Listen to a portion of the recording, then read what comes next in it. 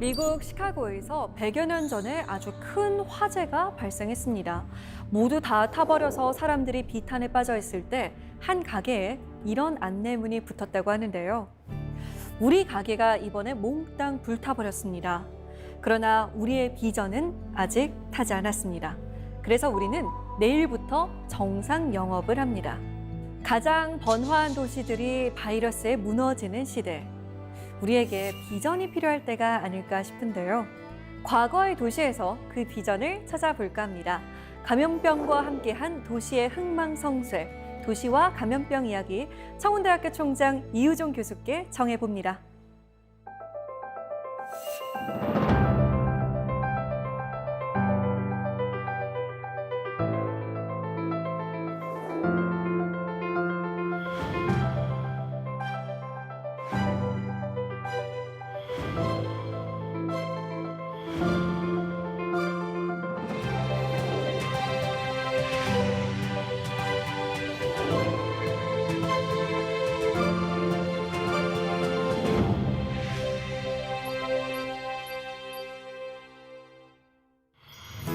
안녕하세요. 네, 안녕하세요. 반갑습니다.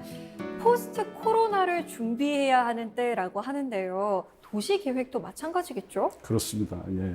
도시는 역사적으로 볼 때 큰 어떤 사건들이 있을 때마다 도시계획에 크게 변화가 있었는데 그중에서 감염병이 도시계획에 영향을 끼친 경우가 굉장히 많습니다. 그래서 과거의 역사에서 우리가 그걸 한번 보고 또 그렇기 때문에 앞으로 코로나19 이후의 시대의 도시계획이 어떻게 변할지 하는 걸 한번 예측해 보고자 합니다. 네, 그러면 바로 교수님과 함께 과거의 도시로 떠나볼까요? 오늘 강연 잘 부탁드립니다. 네, 감사합니다.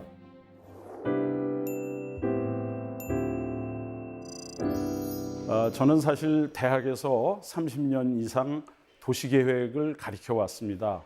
도시계획을 연구하고 또 학생들에게 가르치고 또 공부한 사람의 입장에서 도시계획이 도시의 감염병과 밀접한 연관이 있다는 걸 알게 됐고, 오늘날 코로나 사태를 맞이해서 우리가 도시와 감염병이 어떤 연관관계가 있는지를 말씀을 드리고, 또 포스트 코로나 시대에 도시계획이 어떻게 변화할 건가 하는 것을 우리가 한번 예측해 보고자 합니다.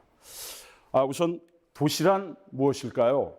도시는 시민들이 모여서 사는 공간이죠. 그래서 보통 도시는 인간의 삶을 담는 그릇이라고 합니다. 도시는 인간의 삶터요, 일터요, 놀이터요, 쉼터가 되는 것이죠.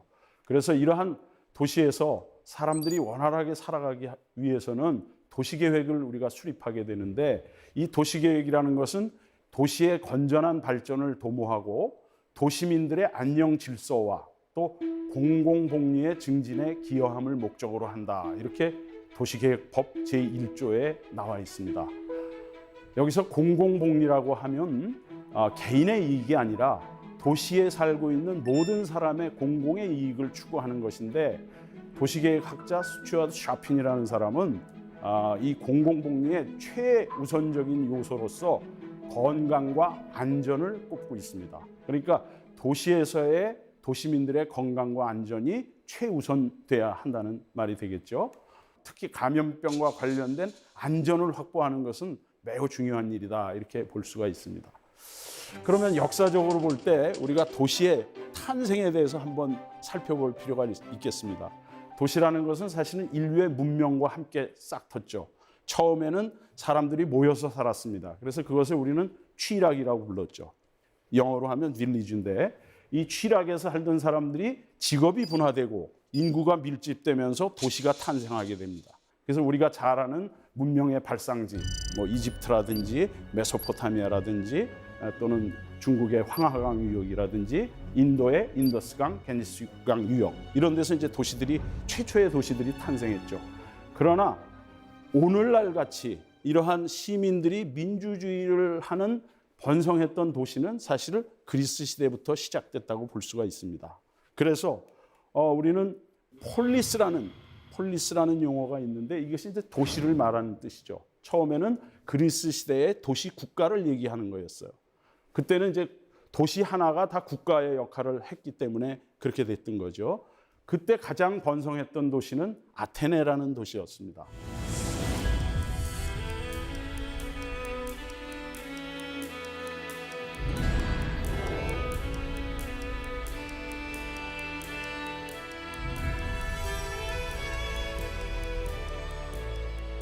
이 페리클레스 역시도 그 아테네를 가장 번성시킨 사람 중에 하나인데, 페르시아 전쟁에 누구나 패할 거라고 생각했던 전쟁을 승리로 이끌고 그 승리를 이끈 전몰자들, 전쟁에 죽은 영웅들 앞에서 큰 연설을 하죠. 그 연설에서 민주주의를 이 사람이 부르짖습니다. 그러면서 우리는 이제까지 왕이나 신을 모시던 이런 국가 체제에서 이제는 시민이 주인이 되는 국가 체제를 만들겠다라고 페리클레스가 이야기를 합니다. 이 당시에도, 그러니까 그 아테네가 아주 번성하게 되면 도시에서는 식량이라든지 물이라든지 또는 위생 문제가 도시에서 이제 걱정이 되는 거예요. 왜냐하면 인구가 밀집되게 되면 그만큼 위생에 문제가 생기는 겁니다. 그래서 그리스 시대에도 식민 도시라고 해서 이러한 그 신도시를 건설을 합니다. 그러니까 아테네에 있던 인구들을 분산시켜서 신도시에다 건설하는 거죠. 그걸 이제 네오폴리스라고 하는데, 자형 도시계획의 아버지라고 하는 히포다무스라는 도시계획가가 이 그리스의 식민 도시들을 많이 건설을 합니다. 그 중에서 이제 대표적인 게 밀레투스라는 도시인데, 이 밀레투스라는 도시는 여러분들이 잘 아시는 탈레스라는 철학자가 살던 도시입니다. 물을 굉장히 중요시했기 때문에 이 도시는 아주 고대 도시임에도 불구하고 급배수 시설이 아주 잘 돼 있는 이런 도시였어요. 그러나 이때 사실은 아테네에 감염병이 돌았어요. 그 감염병은 나중에 장티푸스라는 병으로 밝혀졌는데, 이 페리클레스 자신도 이 감염병에 걸려서 돌아가시게 됩니다. 그러면서 아테네가 몰락을 하게 되죠. 그 이후에 도시 계획은 이제 중세라는 시대로 넘어가는데, 중세 시대는 여러분도 알다시피 11세기부터 13세기까지 십자군 전쟁을 치르게 됩니다. 이 십자군 전쟁은 8차에 걸쳐서 약 200년에 걸쳐서 중세를 휩쓸었던 전쟁인데,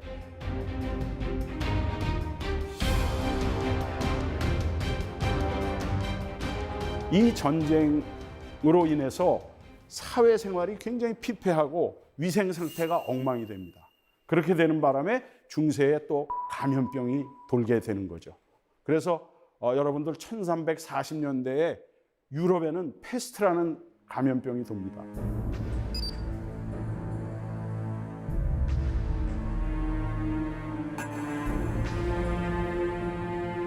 이 페스트로 사망한 인구가 얼마나 되는 줄 아십니까? 사망한 인구는 약 2,500만 명이 죽었다고 합니다.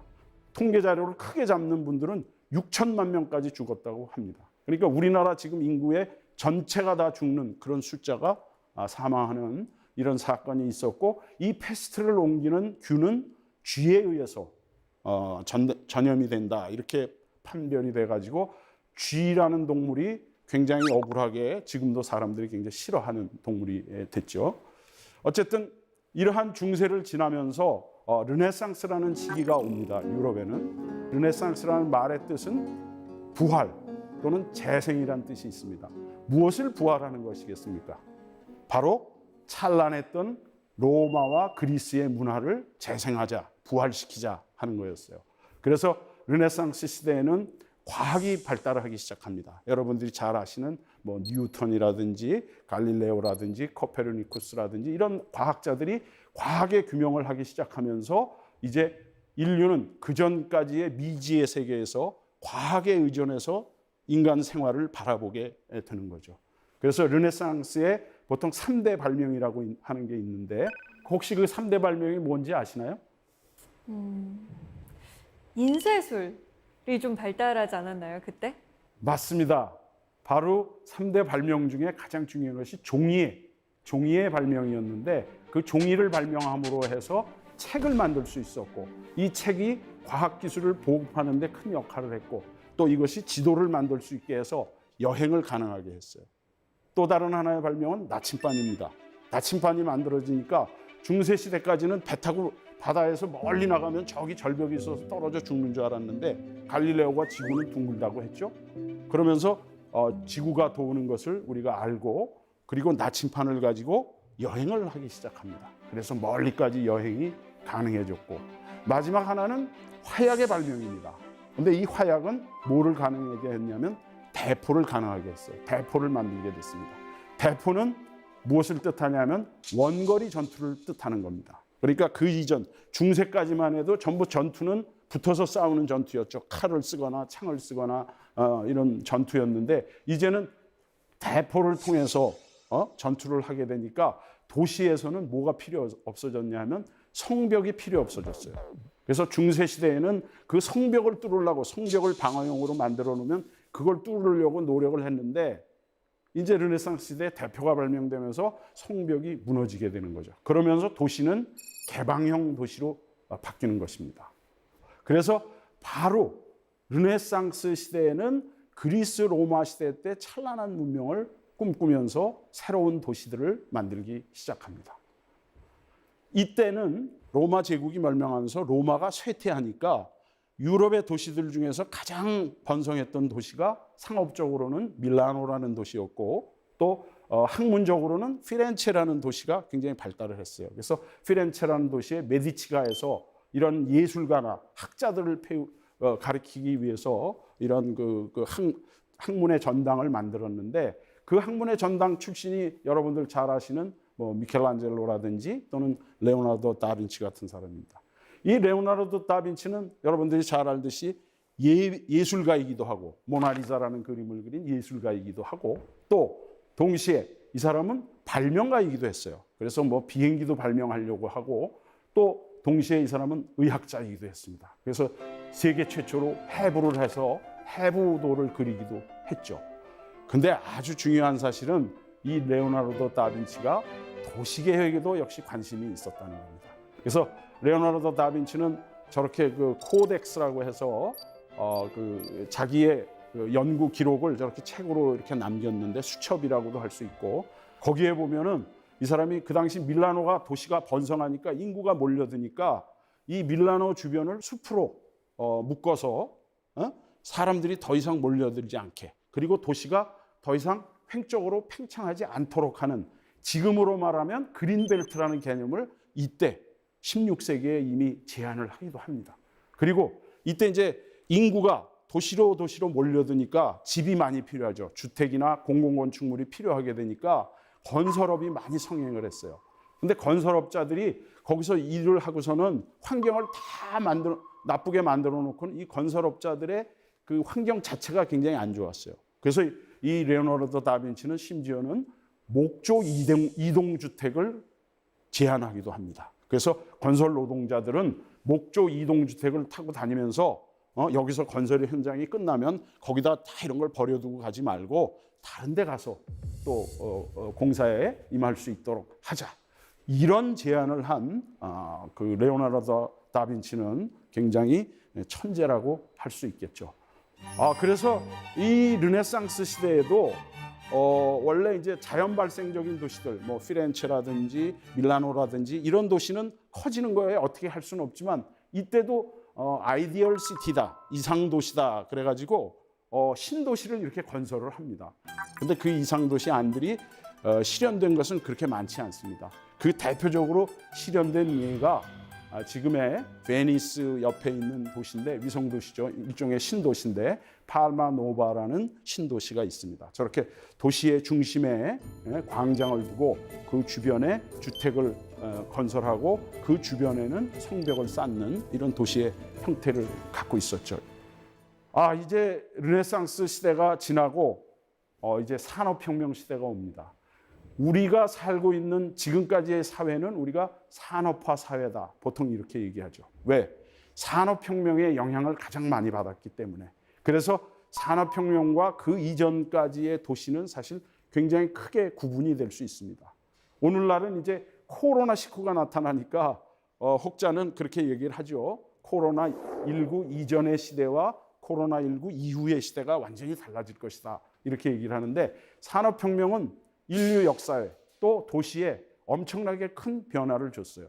그래서 여러분들이 아시는 엘빈 토플러라는 이런 학자들은 산업혁명을 인류 문명에 닥친 제2의 물결이다 이렇게 표현하기도 했죠. 제3의 물결이라는 책 속에서. 근데 이 산업혁명 시기에도 이러한 그 감염병 문제가 많이 등장하게 됩니다. 이유는 이렇습니다. 그때 이제 산업혁명이 일어나니까 동력을 사용하게 되죠. 동력을 사용하니까 농촌에서는 일손이 남아도는 거예요. 근데 도시에서는 이제 공장이 가공되기 돌아가기 시작합니다. 그때 최초의 공장들은 대개 방적 공장이었어요. 그때는 옷을 만드는 게 굉장히 중요한 것이었기 때문에 방적 공장들이 돌아갑니다. 그러면 그 시골에 농촌에 있는 인구들이 도시로 몰려들게 되는 겁니다. 그걸 우리가 이농향도 현상이다 이렇게도 얘기를 하는데 우리나라도 또 우리나라뿐이 아니라 세계에서 산업화를 겪은 도시들은 다 이런 현상을 겪었어요. 그래서 우리도 옛날에 1960년대, 70년대 보면은 그 소위 말하는 무작정 상경이다. 그래서 시골에 살던 그 젊은 처녀들이나 총각들이 전부 도시로 와서 도시에서 아주 열악한 뭐 우리가 예를 든다면 구로공단 같은 이런 열악한 환경에서 일을 하고 그랬었죠. 지금은 많이 좋아졌지만. 근데 영국 산업혁명이 일어난 영국도 똑같았습니다. 노동 현장은 매우 열악했고요. 또 도시로 인구들이 몰려드는데 그들이 살 집이 없어요. 주거할 집이 없다 보니까 주택 부족이 생기는 거죠. 그러니까 이 사람들이 판잣집 같은 불량 주택 주거지를 막 만드는 겁니다. 그러면서 그 불량 주택 주거지의 위생 상태가 어땠겠어요? 열악했겠죠. 그리고 동시에 또 뭐가 일어났냐? 도심에서는 교통 문제가 일어납니다. 산업화 시대가 되면서 그 이전에는 직주가 근접했었어요. 또는 직주가 동일했습니다. 그러니까 직장과 주거가 동일한 곳에서 일어났는데 산업혁명이 생기면서 직장이 생기면서 직주 분리가 생깁니다. 그러면서 통근, 통학이 생기고 교통 문제가 심각해지기 시작하는 겁니다. 거기다가 공장에서는 원자재가 필요하니까 원자재를 실어 나르는 차량들이 그냥 도시를 꽉 채우는 거죠. 이때는 사실 초기에는 차량도 없었습니다. 이때는 자동차가 없던 시절이니까 저렇게 사진에서 보시다시피 전부 마차를 타고 이 교통이 아주 마비되는 이런 상황이었죠. 그러다가 이제 나중에 자동차가 발명되면서 자동차에서 뿜는 매연 그리고 도시에 있어서의 환경 오염, 공장에서 뿜는 매연 이런 것 때문에 환경이 매우 나빠집니다. 이렇게 도시가 과밀화되고 도시로 인류가 몰려드니까 이 1800년대도 도시의 위생 상태는 엉망이었습니다. 영국의 런던이나 프랑스 파리의 주택에는 화장실이 그 당시는 없었어요.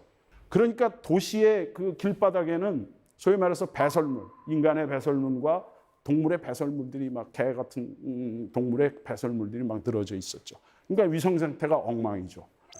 여러분들 이 사진을 보시면 이게 이제 1800년대 후반에 클로드 모네라는 사람이 그린 아주 아름다운 그림입니다. 파라솔을 든 여인. 근데 저 파라솔의 기원이 뭐라고 생각하세요? 파라솔의 기원은 사실은 뭐였냐면 파리 시내에 그때 가옥이 되게 불량주택 가옥들이 한 5층 정도 됐는데 고층에서 살수록 가난한 사람이 살았어요. 1층에는 집주인이 보통 부자가 살고 세를 사니까 위에 있는 사람들이 오강 같은 걸 썼는데 이거를 갖다 치우기가 싫으니까 5층에서 바깥에다 버리는 겁니다. 이게 지나가던 아름다운 여인들의 몸에 떨어지면 어떻게 하겠어요? 그러니까 그때 우산을 받치고 이렇게 다녔는데 그것을 아주 예술적으로 승화시켜서 지금의 파라솔이 이렇게 아름다운 파라솔이 된 거고 저기 저 뾰족구도 있죠. 우리가 하이힐이라고 하는 거 저것도 마찬가지입니다. 그것도 파리 시내에 하도 배설물이 많고 이러니까 그걸 피해가기 위해서 구두 바닥에 피해가기 위해서 이렇게 뾰족구두가 그때 탄생하기 시작했다. 근데 저게 또 여자들의 패션의 아주 아이콘이 되고 말았죠. 또 향수도 마찬가지입니다. 향수도 그 당시 배설물이 막 몸에 튀기도 하고 냄새가 많이 나니까 짙은 향수를 뿌리던 것이 오늘날의 향수의 기원이라고 할 수 있습니다. 이거를 느낀 에드윈 최드위라는 사람이 이 사람은 법률가였는데 이 사람이 영국 노동인구의 위생 상태에 관한 보고서라는 책자를 냅니다. 이건 왕실 보고서인데 이 보고서를 내고 영국의 위생 상태가 이렇게 나빠서는 안 되겠다. 이거를 개선해야 되겠다 하는 걸 강력하게 주장을 합니다. 그래서 이 주장에 따라서 1948년에 영국의 공중위생법이라는 게 제정이 됩니다. 이것이 이제 Public Health Act라는 건데, 이 공중위생법이 사실 나중에 도시계획을 하게 되는, 그러니까 현대적 개념의 도시계획을 하게 되는 계기가 된다, 이렇게 볼 수가 있고요. 또 하나의 그 계기가 있었는데 바로 감염병입니다. 영국에도 이때 감염병이 퍼지기 시작했는데, 이때 감염병은 사실은 콜레라였어요. 또 이제 또 다른 종류의 감염병이죠. 그 당시의 모습을 보시면은 콜레라 환자들이 저렇게 영국의 병원마다 해서 소위 말하는 그 병실이 모자라 가지고 길거리에 쓰러지는 이런 그 사진들도 많이 나와 있습니다.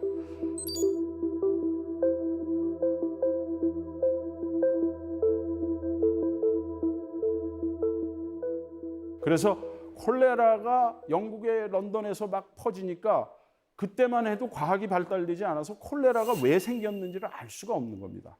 근데 이 존 스노우라는 사람이, 이 사람은 의사였는데, 이 사람이 그 감염병이 나타난 곳을 저렇게 지도를 만들어 가지고 지도에다 표시를 해봤어요. 지도에다 표시를 해보니까 동일한 상수원, 동일한 펌프에서 나오는 물을 마시는 사람들이 집단적으로 감염이 되더라 하는 걸 밝혀낸 거죠.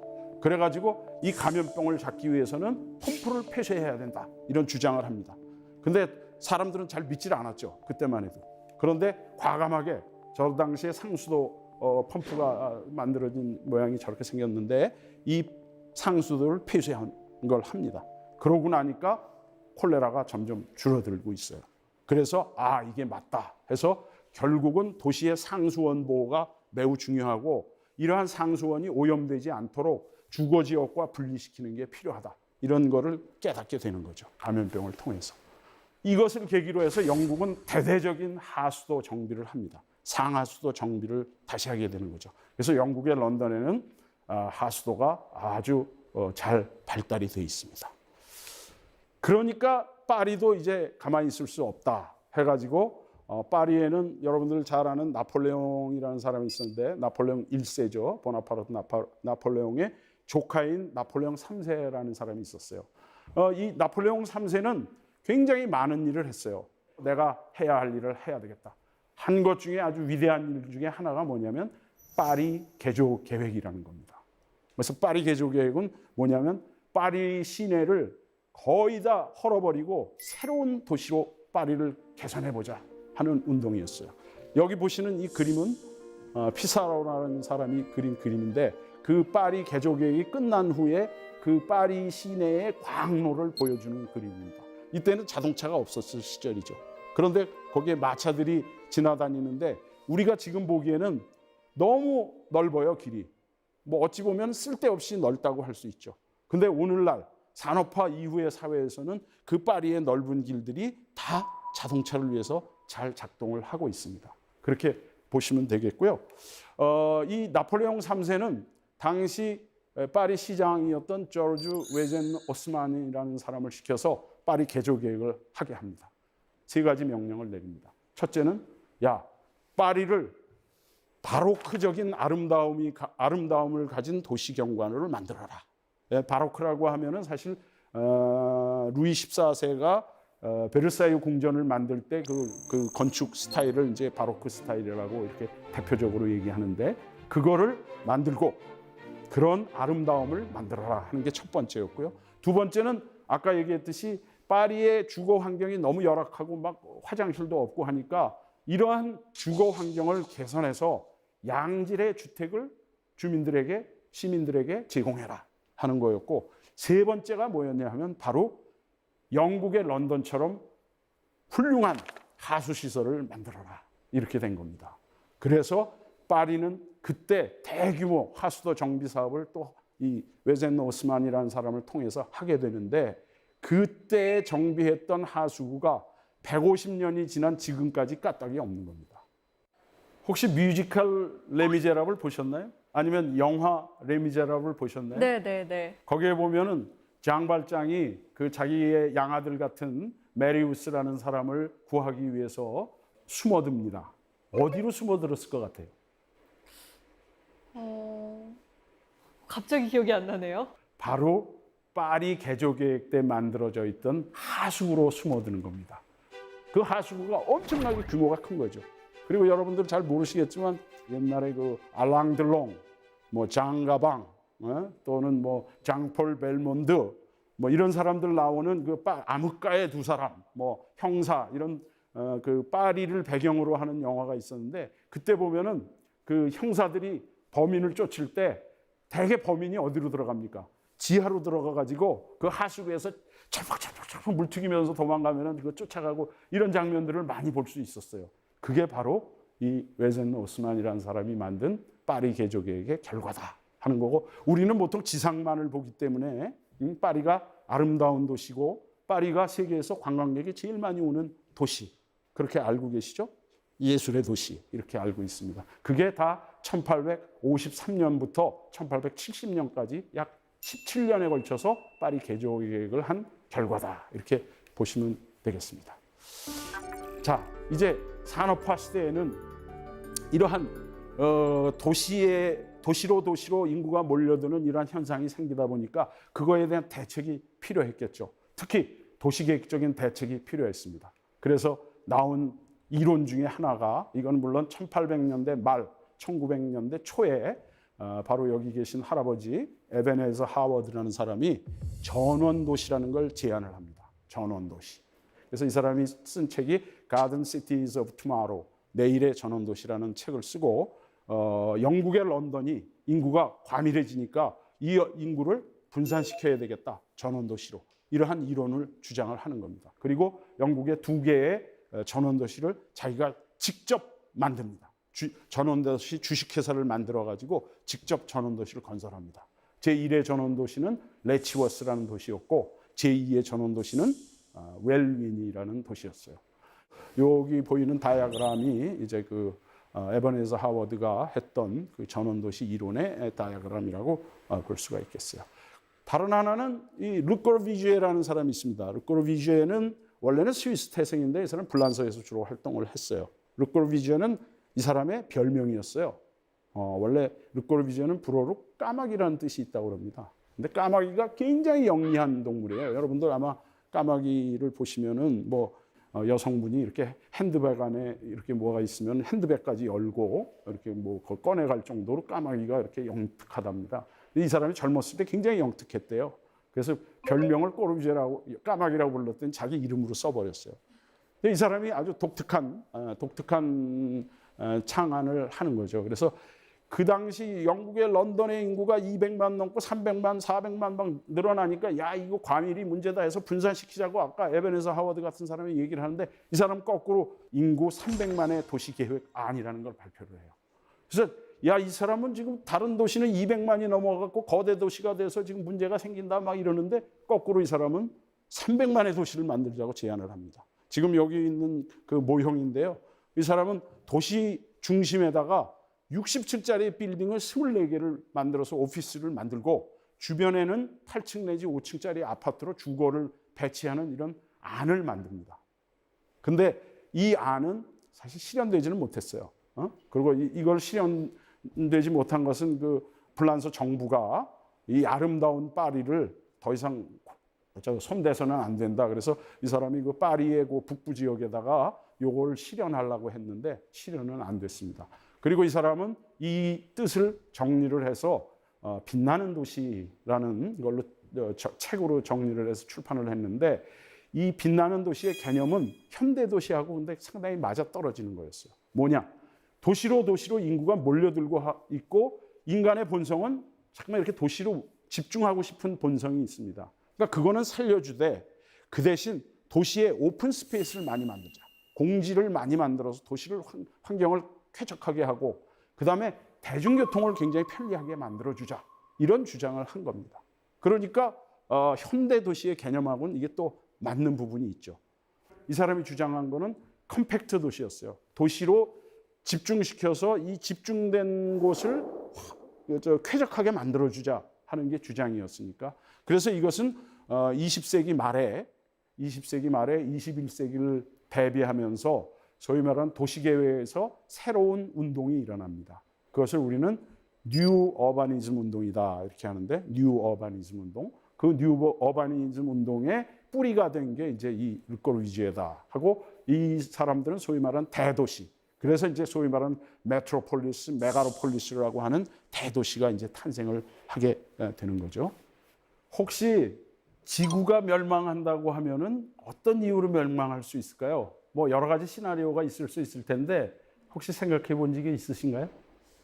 자연재해 아닐까요? 지진, 이상기온 이런 것 때문에 지구가 멸망하지 않을까 이런 생각을 한번 해본 적은 있습니다. 네, 맞습니다. 그것도 아주 대표적으로 나오는 것 중에 하나가 되겠습니다. 미래를 예견하는 학자들은 지구가 멸망하는 시나리오를 얘기하고 있는데 대개 한 4가지 정도를 얘기하더라고요. 물론 다른 여러 가지를 얘기하는 분들도 있는데 뭐 되게 첫 번째는 우주 충돌설입니다. 그러니까 우주에 운석이 날아와서 지구에 떨어지면 지구가 멸망할지도 모른다. 이런. 두 번째는 이제 핵 전쟁의 위협입니다. 핵 전쟁, 인류가 우매해가지고 잘못해서 진짜 어떤 미친 폭군 같은 사람이 나타나서 핵 전쟁의 단추를 눌러버리면 지구가 멸망할지도 모른다.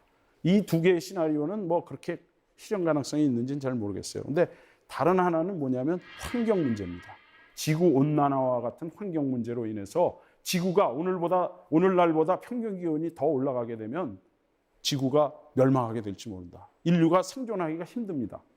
그래서 우리가 환경 문제에는 아주 대처를 해야 된다 하는 것이고 마지막으로 보통 얘기하는 것이 대개 미래학자들이 다 예견하는 게 바로 뭐냐면 팬데믹입니다. 바로 감염병 사태예요. 이 감염병이 유행하게 되면 인류가 멸망할지도 모른다. 그러니까 우리가 이걸 잘 대처해야 된다 하는 거죠. 그래서 아시다시피 1700년대 마지막으로 유럽에서 패스트가 아주 창궐을 했습니다. 1800년대에는 아까 얘기했지만 영국을 중심으로 해서 콜레라가 또 전 세계를 뒤엎었어요. 그러다가 1900년대 와서는 1918년에 여러분들 스페인 플루라고 하는 스페인 독감이 또 수많은 1차 대전에서 전사한 사람만큼의 인구를 감염시켜서 죽였습니다. 그리고 오늘날 이 코로나19 사태가 지금 오고 있습니다. 사실 1918년에서 2020년에 오기까지에는 또 다른 감염병들도 굉장히 많았어요. 여러분들 다 아시겠지만 뭐 에볼라 바이러스라든지 또는 사스라든지 메르스라든지 아프리카 돼지열병이라든지 조류독감이라든지 무시무시한 감염병들이 그 유전자, 바이러스가 유전자를 변형시키면서 인간을 괴롭히고 있습니다. 여기에 우리가 잘 대처하지 않으면 안 된다 하는 거죠. 그래서 학자들은 100년 주기로 이러한 팬데믹이 강하게 등장하는 거 아니냐 이런 얘기도 하고 있습니다. 자, 그러면 이 포스트 코로나 시대에는 어떻게 될까요? 우리가 도시가 어떻게 될지 또 우리 인간의 삶이 어떻게 될지 한번 예측해 볼 필요가 있을 것 같습니다. 도시계획은 인간의 삶을 담는 그릇이기 때문에 인간의 삶이 달라지면 도시계획도 달라져야 되겠죠. 첫 번째 제가 생각하는 것은 그동안 우리나라나 뭐 모든 나라가 추구했던 것이 글로벌리제이션, 그런 말, 글로벌화 이런 말을 많이 썼어요. 근데 앞으로는 글로벌화가 잘 안 될 것 같아요. 왜? 인종 간의 교류 같은 게 두려워집니다. 그리고 국가들 간에는 자국 보호주의가 생겨서 이제 자국 우선주의, 특히 미국의 트럼프 대통령 같은 사람은 미국이 전 세계에 저거 인류 공영에 이바지한다고 그동안 표명을 했었는데 트럼프는 너 그거 아니다. 아메리카 퍼스트다 말이야. 미국이 우선이다. 이런 정책을 내세우듯이 이렇게 되고 이렇게 되면은 틀림없이 글로벌화, 세계화보다는 이제 로컬리제이션, 지역화가 중요해질 것이다. 그러니까 지역화는 뭐냐? 그거는 지역의 특성이 살아있어야 되고 감성이 살아있어야 된다.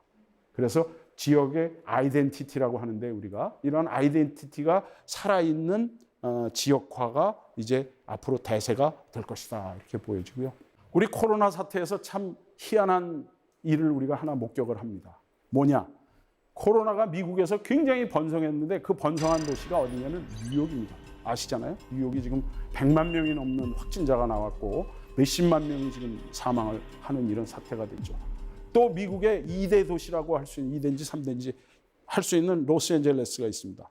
로스앤젤레스에서는 인구 밀도가 뉴욕에 못지않게 높은데도 코로나 환자가 거의 없어요. 왜일까요? 대중교통이 뉴욕은 굉장히 발달했습니다. 그래서 뉴욕의 지하철은 굉장히 발달돼 있고 지상에 자동차가 가기가 굉장히 힘들어요. 자동차는 부자들만 갈 수 있습니다. 그리고 비용도 많이 듭니다. 거기에 미국에서 뉴욕에서 파킹 한번 하려면 1시간에 뭐 몇만 원씩 줘야 되니까 감히 생각을 못 하죠. 근데 로스앤젤레스는 불행하게도 대중교통이 발달을 안 했어요. 그래서 혹자들은 로스앤젤레스는 대중교통이 나빠서 좋은 도시가 아니다. 심지어는 이런 얘기들을 했습니다. 근데 감염병의 입장에서 보면은 오히려 대중교통 수단이 발달하지 않은 것이 더 좋은 일일 수 있었다. 이거는 참 굉장히 이걸 뭐라 그럴까요? 그 모순적인 이런 현상이 나타나는 거죠. 그래서 미래의 도시에서는 이제 어찌 보면은 대중교통 수단보다는 개인 교통 수단이 발달하게 될 것이다. 자율주행차나 이런 거에서 매스 트랜스포테이션이 퍼스널 모빌리티로 대체될 것이다. 이런 생각을 해볼 수 있을 것 같고요. 그 다음에 밀집 주거. 이제 사람 많은 곳에 가기 싫어할 겁니다. 사람들이. 그렇죠? 그러니까 저밀도로 개발을 할 것이고 5개 공간, 사회적 거리 두기가 가능한 이런 5개 공간 같은 게 활용도가 굉장히 높아지다. 이렇게 볼 수 있고 비대면, 비접촉, 우리가 언택트라고 그러죠. 이러한 것이 새로운 노말이 될 것이다. 그러면 우리 사회생활이 어떻게 바뀔 것이냐. 우선 재택근무가 늘어날 겁니다. 그래서 제 생각에는 과거에는 직주가 중세시대까지는 직주가 근접해 있었는데 산업화 시대가 오면서 직주가 분리됐죠. 그래서 통근이 생기고 교통마비가 생겼는데 이제는 재택근무가 일상화될 가능성이 있습니다. 그러면 다시 직장과 주거가 동일한 곳에서 일할 수 있다. 이런 시대가 올 것 같고요. 그다음에 교육의 형태도 굉장히 바뀔 겁니다. 제가 대학에 있으면서 4차 산업혁명 시대에 교육은 바뀌어야 된다. 이런 얘기를 많이 하는데 그래서 요즘에 새로 등장하는 대학 있죠. 우리가 흔히 말하는 뭐 미네르바 대학이다, 미네르바 스쿨이다, 뭐 이런 것들이 있는데 바로 미네르바 스쿨인데요. 캠퍼스나 강의실이 없는 대신 온라인 강의를 진행하는데요. 과목당 수강생이 20여 명이 채 안 되기 때문에 앉아있기만 할 수 없어요. 학생들의 발언 빈도는 색깔로 표시되고 화면을 칠판처럼 쓸 수도 있죠. 발표 내용과 과제, 조별 활동 등은 데이터베이스에 저장되고요. 이런 기록을 토대로 학생들은 1:1 피드백을 받고 성적 후에는 어떤 면이 어떻게 좋아졌는지에 대한 구체적인 평가가 남습니다. 이런 학교들은 완전히 다른, 지금까지와 다른 체제입니다. 그래서 결국은 뭐죠? 이제는 교사, 교지 이런 것이 필요 없다. 한 곳에 모여서 하는 게 아니라 원격 교육이 이제 발달하게 될 거다. 코로나 사태가 사실은 이거를 앞당기게 됐어요. 그동안은 원격 교육을 하라 하고 뭐 K-MOOC라고 해서 Massive Open Online Course라는 건데 이게 이제 무크 교육, 원격 교육을 통해서 누구나 들어가서 같이 교육을 받을 수 있는 이런 시스템인데 이걸 하라고 해도 안 했어요. 근데 지금 이제 대학에서는 이 코로나 사태 때문에 어쩔 수 없이 해야 됩니다. 그래서 요즘 대학 교수들은 다 바빠요. 동영상 만들고 촬영하고 뭐 줌이라는 기술 써서 해야 되고 우리가 앞으로 세미나 같은 것도 제가 속해 있는 대한국토도시계획학교에서 감염병이 생기자마자 바로 이 주제를 가지고 웹비나를 했습니다. 웹비나라는 것은 웹을 사용한 세미나를 웹비나라고 합니다. 그래서 이제 디지털화는 가속화됩니다. 4차 산업혁명 시대에 특히 IoT라든지 빅데이터, 클라우드 컴퓨팅, AI, Artificial Intelligence죠. 인공지능, 그다음에 VR, Virtual Reality, 가상현실 이런 사업들이 굉장히 발달할 것으로 보이고요. 뭐 그 외에도 이제 뭐 드론이라든지 또는 자율주행차라든지 뭐 3D 프린팅이라든지 이런 것은 여전히 우리가 발달할 것으로 보여집니다. 그 다음에 끝으로 이 책은 1949년에 쓰여진 책인데 1984라는 책입니다. 1984. 조지 오웰이라는 사람이 1984년의 시대에는 빅 브라더가 나타나서 뭔가 모를 그 독재자가 나타나서 이거는 디지털 독재자입니다. 독재자가 나타나서 개인의 신상, 개인의 이동 동선, 개인의 사상까지를 다 파악해갖고 그거를 통제하는 독재 사회가 올지도 모른다 하는 것을 경고하는 책이었죠. 이 책은 물론 1984년에 이루어지진 않았고 그런 세계가 오지 않도록 우리가 미리 대비해야 된다는 아주 중요한 경각심을 주는 책이라고 생각이 됩니다. 그래서 우리 사회는 앞으로 이런 디지털 사회가 되면서 우리가 디지털 디바이스라고 그러죠. 디지털 격차가 이제 더 심해질 겁니다. 컴퓨터를 잘 쓰고 이런 AI를 잘 운영하는 사람과 저처럼 이렇게 늙어가지고 컴퓨터도 잘 못하고 이런 사람들은 격차가 생기는 겁니다. 디지털 격차가 생기면 결국은 이게 사회 불평등이 심화되는 현상을 가져올 수도 있고 또 이것은 빈부 격차하고도 또 이어질 수 있어요. 그래서 어찌 보면은 아주 하이 테크놀로지에 종사하는 사람들은 잘 나가겠지만 그렇지 않은 사람들은 실업의 문제에 대두될 수도 있다. 그래서 산업혁명 시대의 초기에 러다이트 운동처럼 여기 후기 산업사회 또 4차 산업혁명 시대에도 이러한 그 실업 문제가 대두될 수도 있다 하는 것이고요. 아까 말씀드렸듯이 우리 코로나 사태 때문에 누가 어디 갔는지 이제 다 위치 추적이 다 되지 않습니까? 개인의 프라이버시가 잘못하면 없어지는 사회가 됩니다. 이거는 굉장히 불행한 거죠.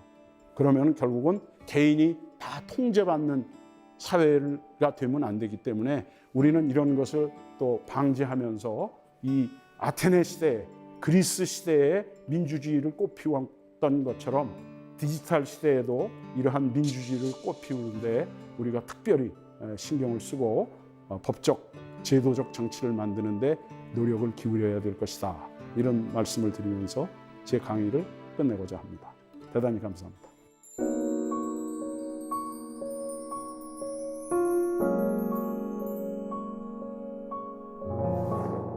네, 교수님 강연 잘 들었습니다.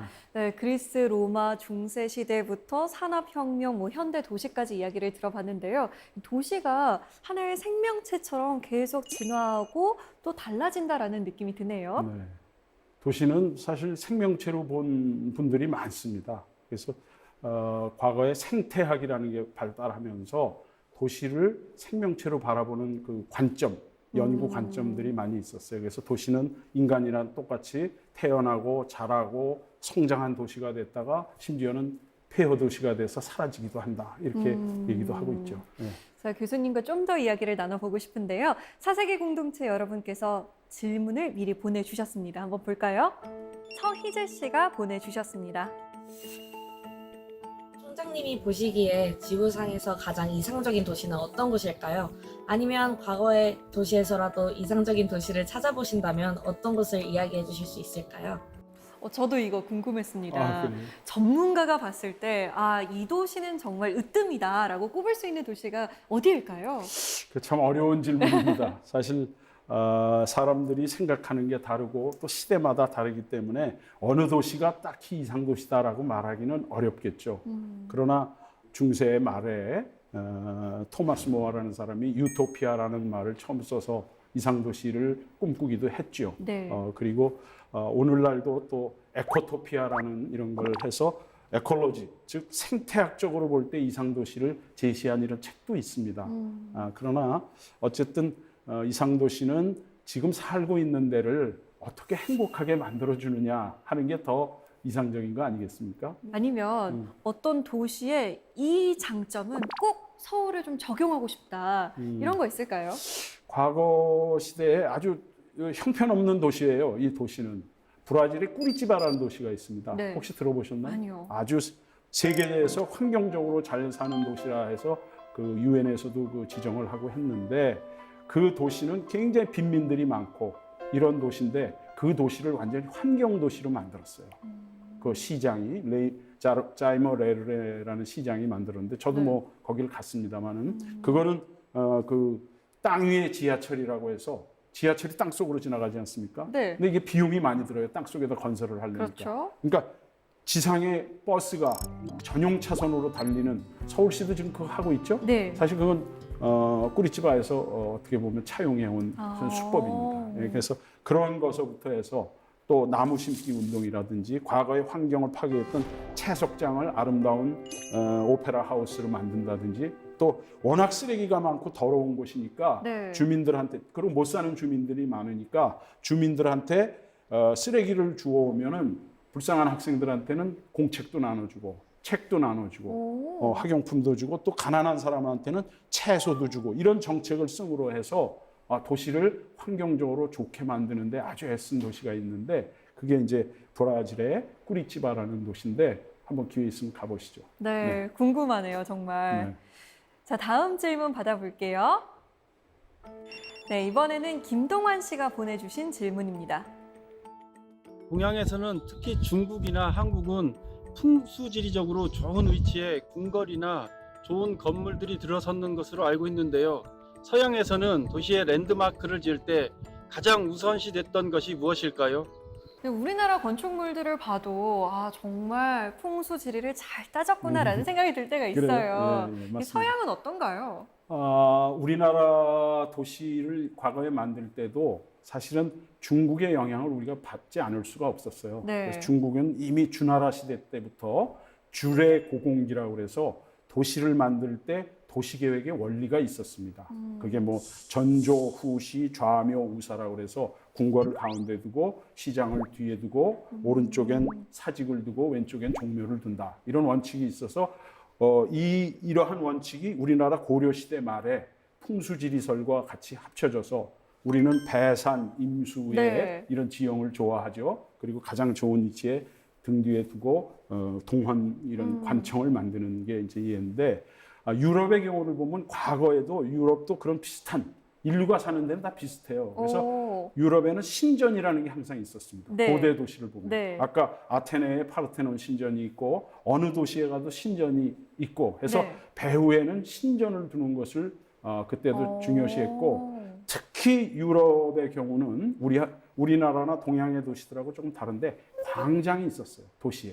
그래서 아고라라고 그리스 시대에는 그걸 아고라라고 불렀고 네. 로마 시대에는 포럼이라고 불렀죠. 그 시민 광장이 있어서 거기서 민주주의가 싹 텄다 이렇게 얘기를 하고 그 광장은 처음에는 시장이었죠. 네. 물물 교환을 하는 시장이었습니다만 이게 정치 집회가 되면서 오늘날과 같은 광장의 기능을 가지게 돼서 아마 서양의 도시에서는 광장을 도시 중심에 항상 광장이 있는 걸 보실 수 있을 것 같습니다. 예. 자, 오늘 교수님과 이야기를 나누면서 우리가 살고 있는 이 도시가 어떻게 변화해 왔는지 또 지금의 도시가 어떻게 변화될지 생각해보는 계기가 된 것 같습니다. 오늘 강연 감사합니다. 네, 감사합니다.